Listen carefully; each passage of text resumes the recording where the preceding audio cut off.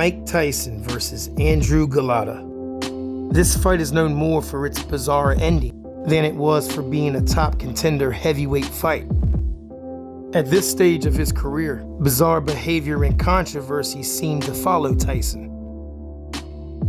On June 28, 1997, the entire world would watch Tyson hit his rock-bottom worst. After a clash of heads in his rematch versus Holyfield, an emotionally broke Tyson would bite both of Holyfield's ears. And after the second bite, it left referee Mills Lane no choice but to disqualify Tyson. On January 16, 1999, Tyson would face off against Francois Botha. A seemingly frustrated Tyson could be seen bending both his arm back from the clinch. And Tyson's frustration was most likely due to Botha being ahead in the fight. The two would go back and forth for the remainder of the fight, causing the referee to issue warnings. But in the fifth round, Tyson would land a right hand, and both his legs would immediately give out, and he was not able to beat the count. And Botha was up on all three scorecards when Tyson was able to land that right hand. On October 23, 1999, versus Orland Norris, Tyson would throw a short left hook after the bell, causing Norris to fall awkwardly on his right leg. And despite beating the count and walking back to his corner, he insisted that he could not continue due to injuring his right knee. And this fight would ultimately be ruled a no contest. But Tyson wasn't the only heavyweight displaying bizarre behavior. On July 11, 1996, Andrew Golota would face Riddick Bowe. And he would leave the boxing world scratching their heads as he would repeatedly throw low blows against Bowe. And this came as a shock as Golota was controlling the fight, and he was ahead on all three scorecards. The referee gave him numerous warnings and took points, but at the end of the night, Golota just couldn't help himself. And in the seventh round, the referee was left with no choice but to disqualify Golota. And despite Golota's disqualification, his performance in the fight would earn him a rematch. And on December 14, 1996, the two would face off once again. This fight was a war, and they both had their moments in this fight. But by round 4, Golota would revert to his old ways, and he would again throw low blow after low blow after low blow. The real question is why? Why would someone who's in control of the fight continue to commit the same foul over and over again? That's a question only Andrew Golota can answer. After having Bowe hurt several times, Golota would throw 3 straight low blows. Bowe would fall to the canvas in agonizing pain, and for the second time in a row, Golota would be disqualified.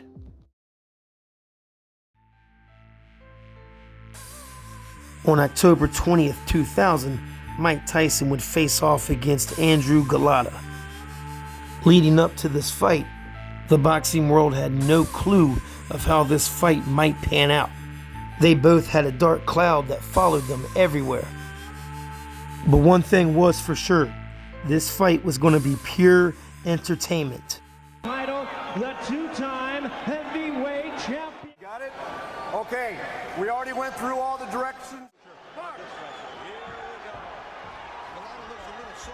And as Tyson always has, he starts off the first round aggressive and walking down his opponent.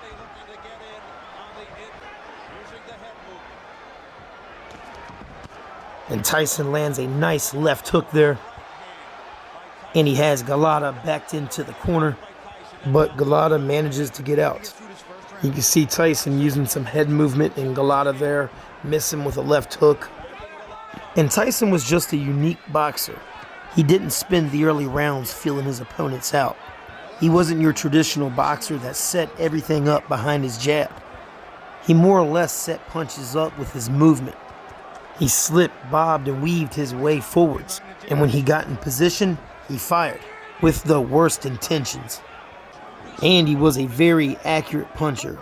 Even from his small stature, he still landed a high percentage of punches against guys who were 4 to 6 inches taller than he was.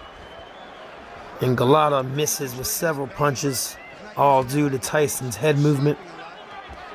And you'll see Golota land a nasty right hand just there as he timed Tyson coming forwards.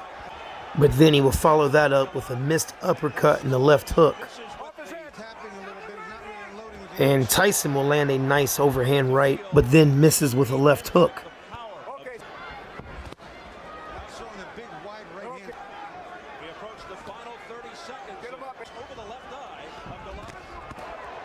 Tyson with a nice short overhand right, and he follows that up with another overhand right. And Tyson will duck Golota's jab and land a crushing overhand right. Down goes Golota.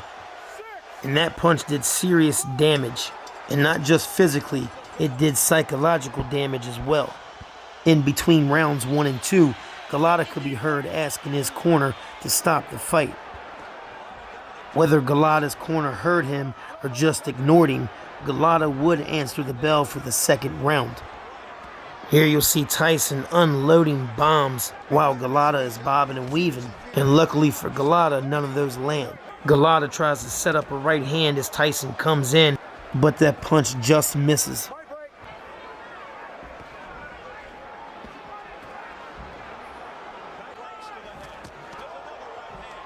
And just there, Tyson lands a right hand followed by a glancing left hook. And then the two just begin to unload on each other. And you'll notice right there, Tyson rears his head up while they're in the clinch. And that would be something he'd be accused of throughout his career.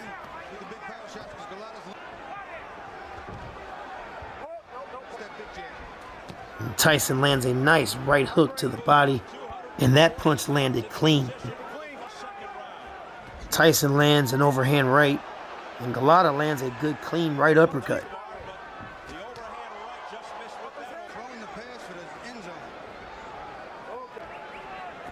Tyson steps in with a nice stiff jab.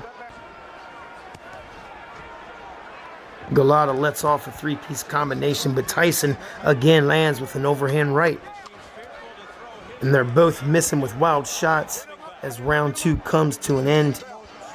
And Golota fared much better in round 2 than he did in round 1. He would take several overhand rights, but he never appeared to be seriously hurt. And you would figure this would give him a huge boost in morale. But as you see here, he's absolutely breaking down. He wants no part of continuing this fight. His cornermen are pleading with him, but he would go on to tell the referee to stop the fight. He does not want to continue. And that is how this bizarre fight came to an end.